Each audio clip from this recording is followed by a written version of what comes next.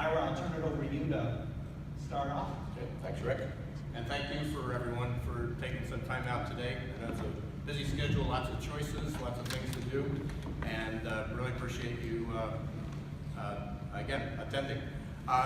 The title pretty much captures the whole sentiment of where we are, recruiting elusive talent, and it's certainly elusive. So I wanted to start out the presentation today. The slides are available, you can download them. I'm not going to go through all these slides, that's not the purpose today, because even working the room a little bit earlier, you came for some specific reasons. But I think it's important to understand the context in which we're working. I live this business. Kathy and Rick live this business. But you are involved in your industry, your jobs, trying to get work done. But it is just the environment in which we live is incredibly fast. Whether you talk about what's happened in the election, but just events that we have no control over. The picture that you can see on the slide is I'm holding up a 3.5-inch floppy drive. Now, doing a quick look around here, most of you, actually, let me ask you, how many people have ever used one of those? Okay, almost everyone.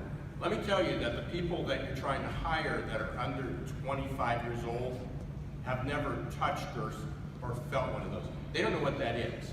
It's one example of how quickly things change. Okay. This is what in 1956, this is what a hard drive was. It was $10,000 a megabyte. The IBM, I don't remember what the initials were, but the IBM computer mainframes, which filled up an entire room, now, which helped us send a man to the moon, is now probably, how many people here have a Fitbit on, or some type of a sensor?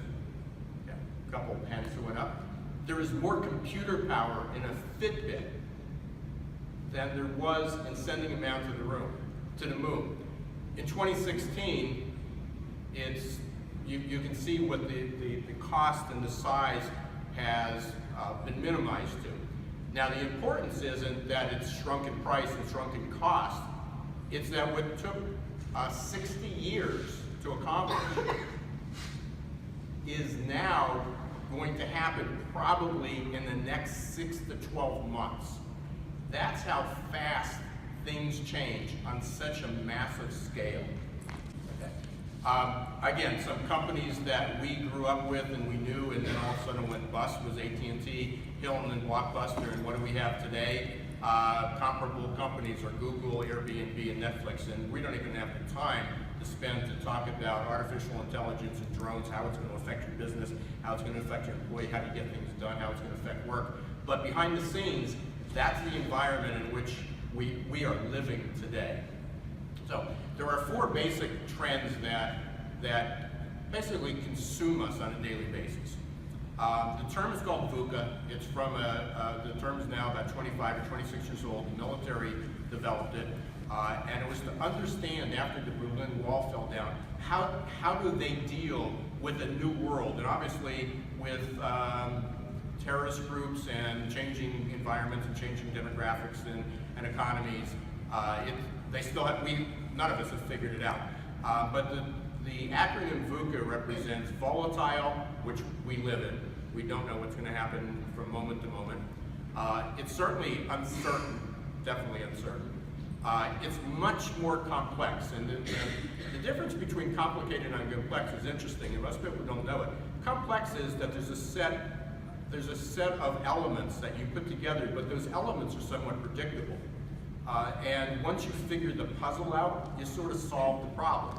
With complexity, it's those parts, elements keep changing.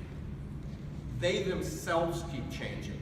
And we were just chatting this morning over a little early morning coffee in preparing for this, and candidate behavior changes quarterly. Is what works in January may not work in April. And it depends on so many other factors, and that's complexity. And certainly it's ambiguous, and we need to be more comfortable making decisions when the information sometimes isn't there or sometimes conflicting. So there's a few trends. I'm not going to go through each of these. These are on the slides you can download. But the most important part is that age of acceleration. We are now living in that fast-changing world, and if there's any message that I can get behind is for however you think you're going to solve the problems today or how you used to do it last year, you got about half the time, and the complexity is about twice as much. And that's how you're going to prepare, and that's what we really want to address today. There, one final word, and then I'm going to pass this over to Kathy for a minute. You are privileged, if you think about it that way, to live in a world where you have 5 working generations. Now, how many people here are in a family-owned business? Okay, you may already have experienced some of this. That you have. It used to be 2 generations, then it became 3. Now it's 4. You may have 5 generations. You may have an 80-year-old working with a 20-year-old, and that literally spans 5 generations. Lots of complexities.